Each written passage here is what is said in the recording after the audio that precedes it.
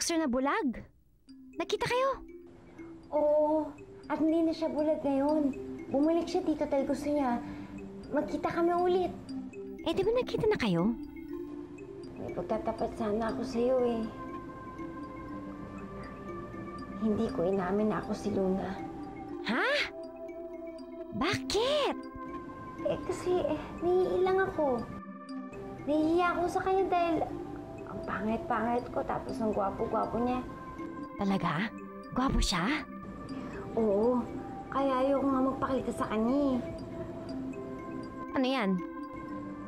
Hindi mo inamin sa kanya na ikaw si Luna? Eh, paano kayo makikita niyan? Oh, basta si Christina. Hindi talaga ako magpapakita sa kanya. Ayoko. Naku, maghihintay yun sa plaza. May solusyon ako. Ikaw na lang. Ikaw magpapanggap na Luna. Ikaw magpapakita sa kanya sa plaza. Ako?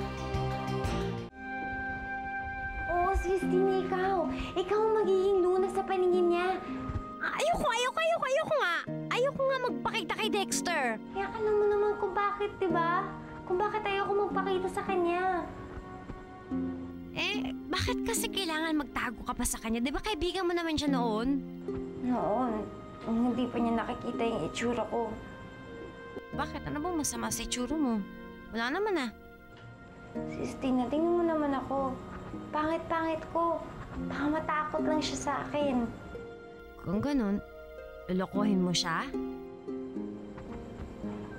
Sana gawin yun. Pero ayokong mabigo siya sa akin. Kaya sige na, Celestina. Ikaw na magpanggap na Luna. Nakikiusap ako sa'yo. Celestina, ikaw lang talaga makakatulong sa akin. Eh, ano pa nga bang magagawa ko? Pumapayag ka na?